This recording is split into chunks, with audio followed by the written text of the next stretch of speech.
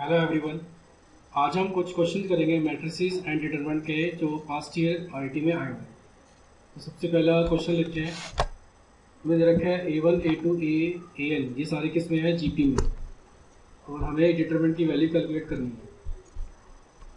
तो सबसे पहले इसमें जो टर्म्स यूज हो रही है an n+1 n+2, an मुझे पता है मैं कैसे लिखूंगा, a(r(n-1) फार्मूला है। a इसमें फर्स्ट टर्म यानी कि a1 है, r की पावर n-1। अब ये जो फॉर्मूला है ये सारा डिटरमिनेंट में यूज हो जाएगा। तो पहला हमारे पास क्या है, log an, तो ये हो जाएगा log a1 r की पावर n-1।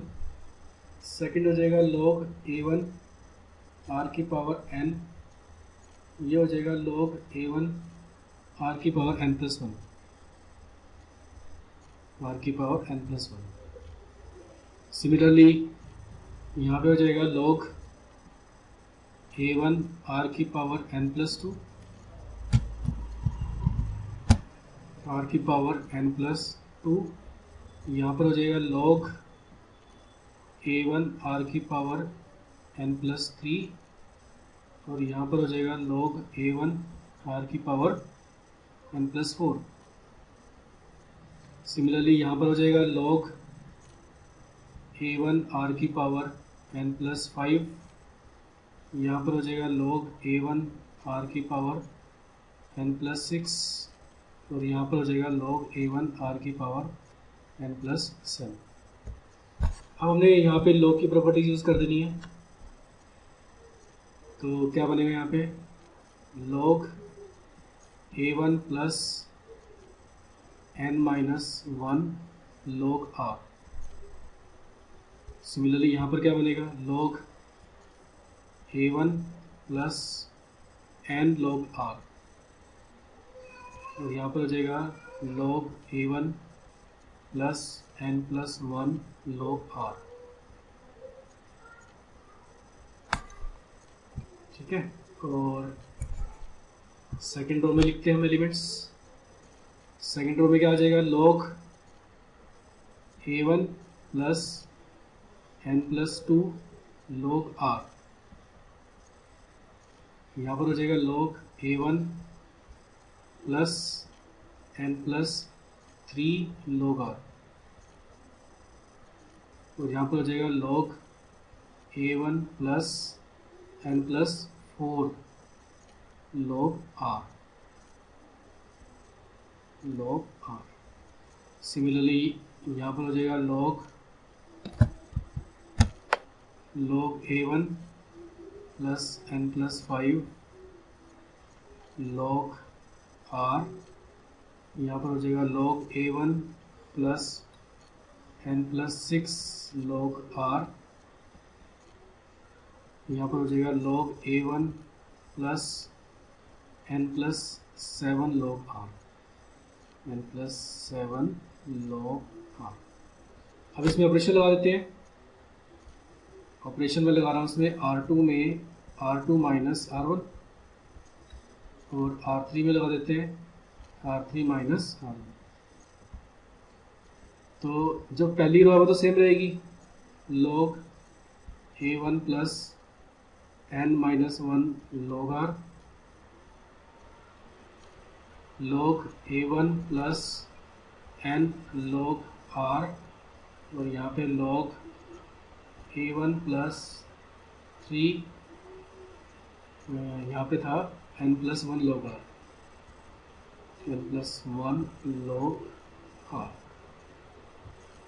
जो थर्ड रो है देखो क्या बन जाएगी, जब थर्ड में से सेकंड रो में से जब थर्ड माइनस करोगे तो log1 कट जाएगा, तो यहाँ पर बचेगा 3 log r, और यहाँ पे भी 3 log r, और यहाँ पे भी 3 log r। थर्ड रो को जब फर्स्ट पे से माइनस करोगे तो यहाँ पर आ जाएगा 6 log r, और यहाँ पे भी 6 log r, और यहाँ पे भी 6 log r। तो जब सेकंड और थर्ड रो प्रोपोर्शनल है ना, तो आंसर कितना आ जाएगा इसका 0। तो option D is correct. Next question. जिस क्वेश्चन में हमें दे रखा है सिस्टम ऑफ इक्वेशंस।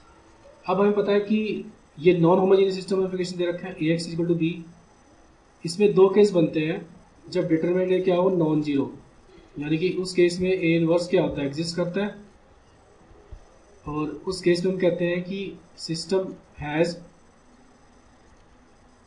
उस केस में हम कहते हैं system has unique solution, system has unique solution.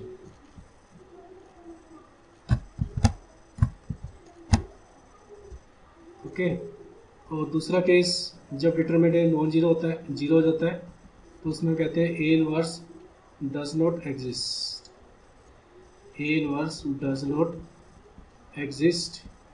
और उस केस में दो सब केस बनते हैं, या तो इनफाइनाइटली मैनी सॉल्यूशन, या तो इनफाइनाइटली मैनी सॉल्यूशन, या फिर नो सॉल्यूशन। अब इस क्वेश्चन में हमें इनफाइनाइटली मैनी सॉल्यूशन दे रखा है, तो हमें यानी कि ये कौन सा केस बना होगा, डिटरमिनेंट इक्वल टू जीरो, तो यहाँ से डिटरमिनेंट का जीरो टेबल पुट कर देते हैं। डिटरमिनेंट क्या बनेगा, अल्फा 1 1 1 अल्फा 1 1 1 अल्फा, इसको हम इक्वल टू जीरो पुट कर देते हैं। तो यहाँ से बनेगा अल्फा अल्फा स्क्वेयर -1 अल्फा -1, और दूसरा +1 1 minus alpha is equal to zero. तो यहाँ से बनेगा alpha cube minus alpha +1 minus alpha is equal to zero. तो यहाँ से इक्वेशन हमें मिली alpha cube minus 3 alpha plus 2 is equal to zero. इसके फैक्टर बन जाएंगे, एक अल्फा -1 और alpha minus plus 2 is equal to zero.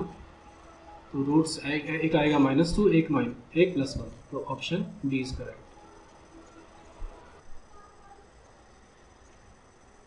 हाँ जी, नेक्स्ट क्वेश्चन, इसमें हमें नॉन सिंगुलर मैट्रिक्स काउंट करनी है 3x3 ऑर्डर की, जिसमें 4 एंट्रीज 1 है और बाकी सारी 0 है।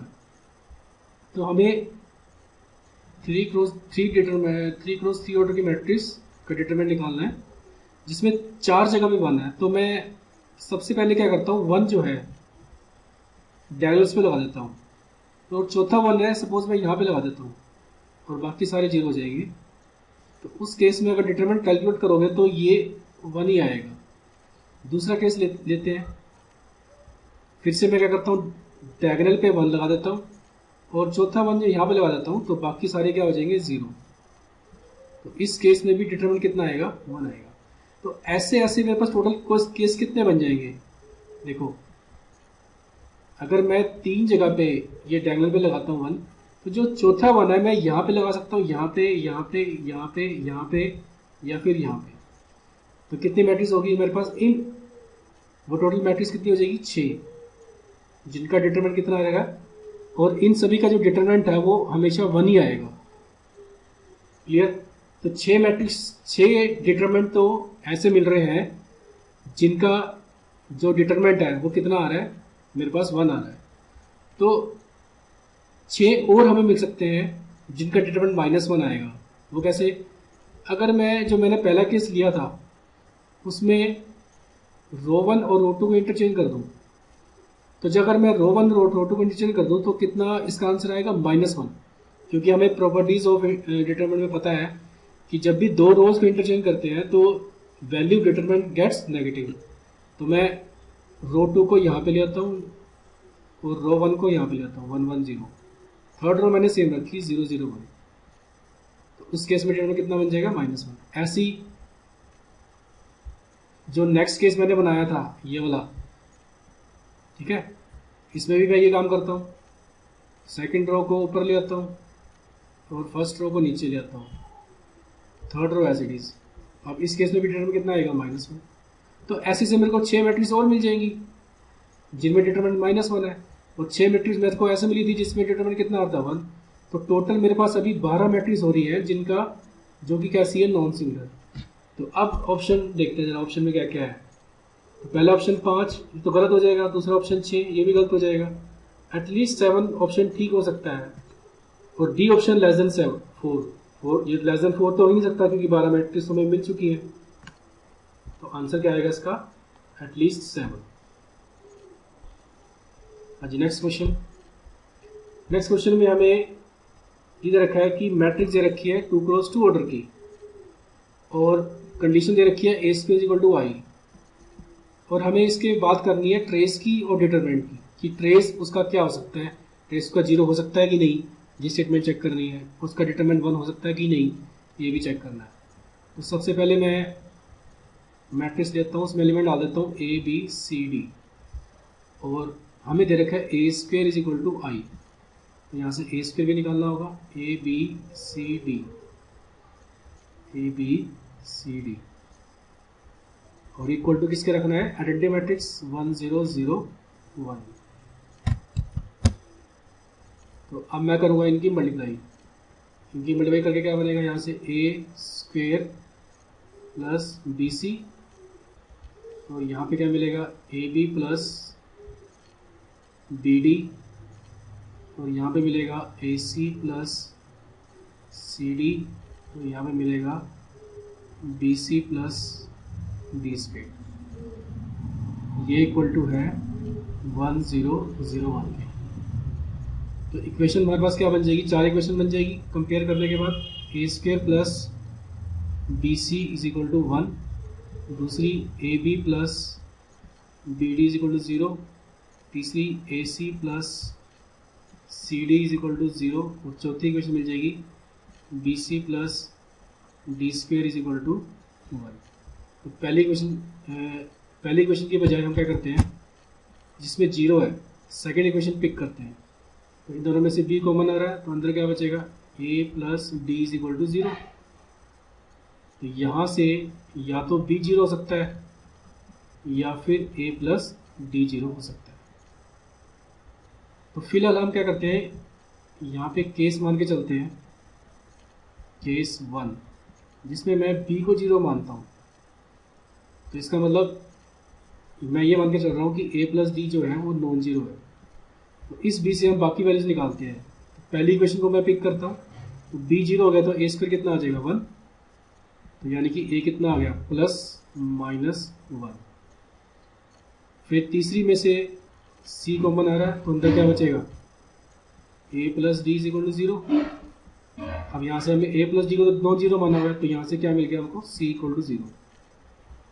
फिर लास्ट इक्वेशन में जब b 0 पुट करोगे तो डी स्क्वायर कितना आ जाएगा 1, तो यहाँ से d की वैल्यू आ जाएगी प्लस माइनस 1।